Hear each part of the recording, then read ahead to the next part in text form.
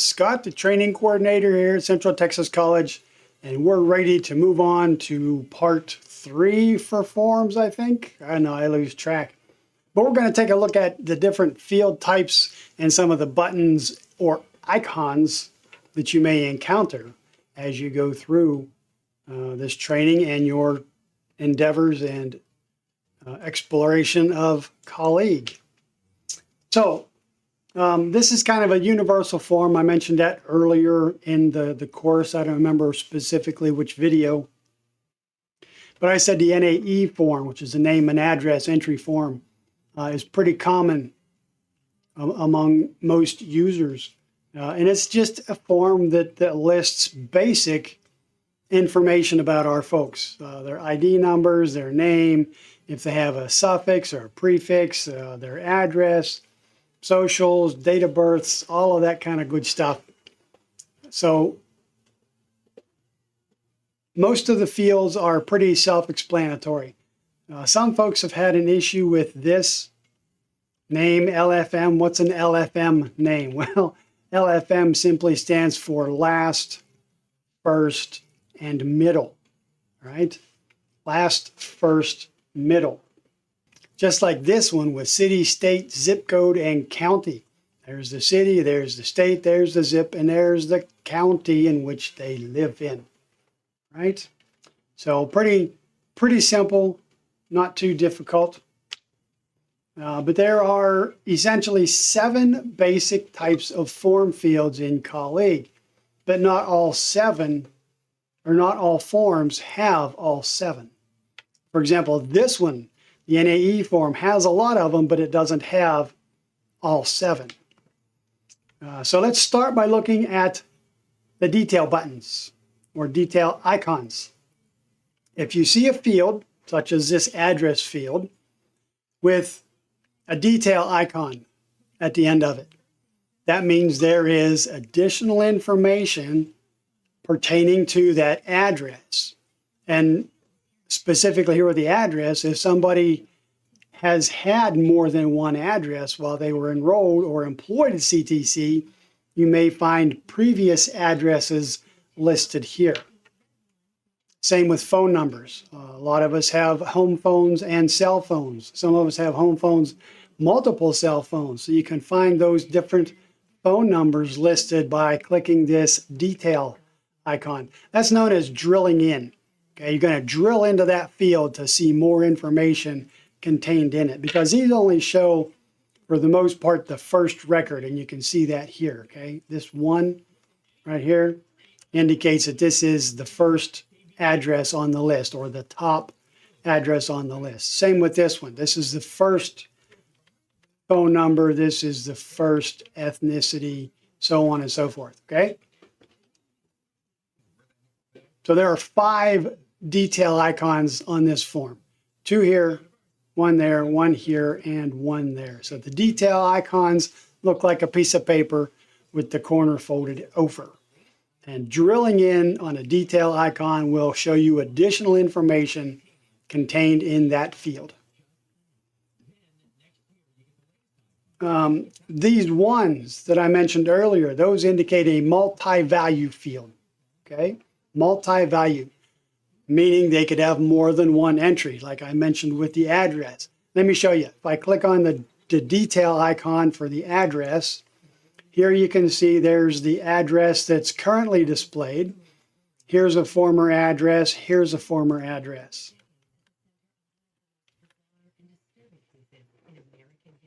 So that's what the detail button does. It drills in to show you additional information contained within that multi-value field.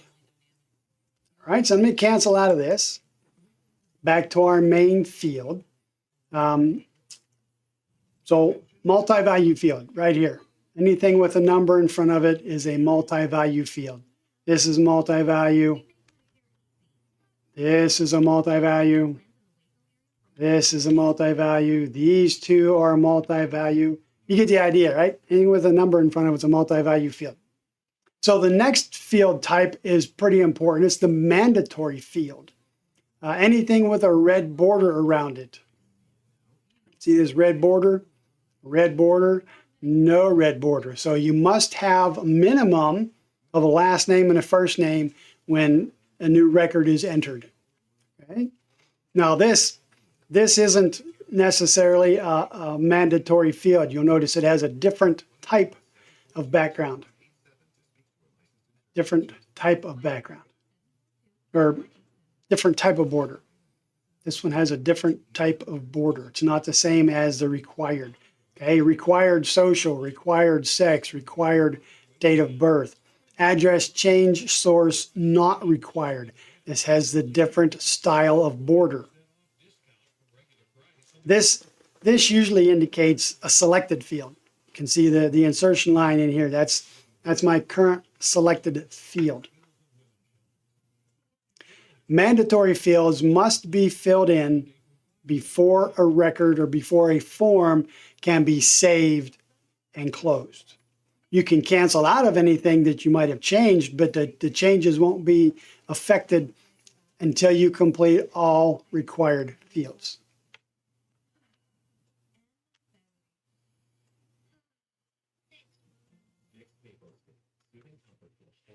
So again, the difference between this required field and this currently selected field.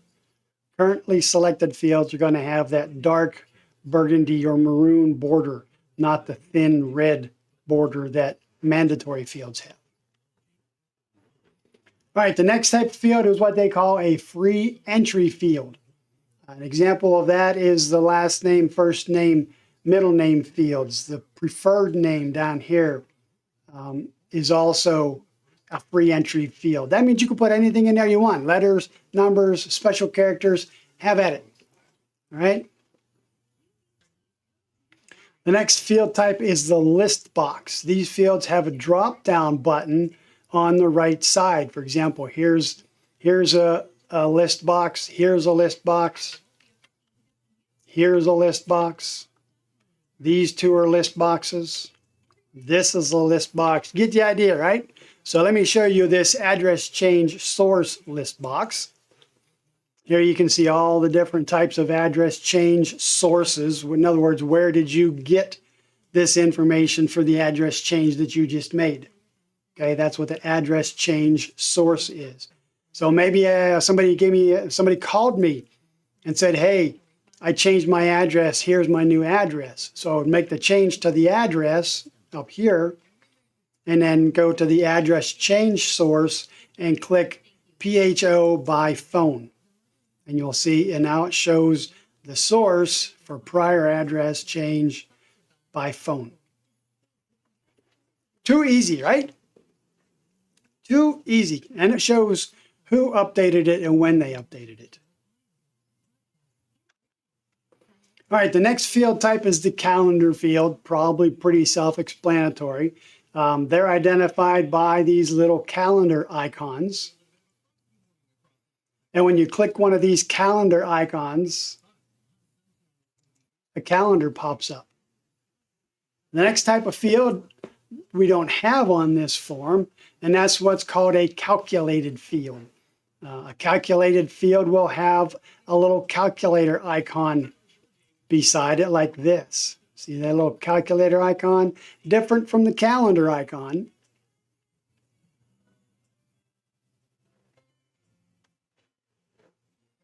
All right, too easy. Let me log out, and you're ready to move on to some more review and quiz questions. Which of the following field types has predefined lists that you can choose from? If you said list box fields, then you're correct. All mandatory fields must be populated before a form can be saved.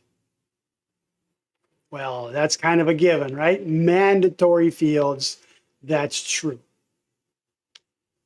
Detail buttons or icons open additional help screens for specific fields. Don't let this fool you. It's false. It doesn't open additional help screens.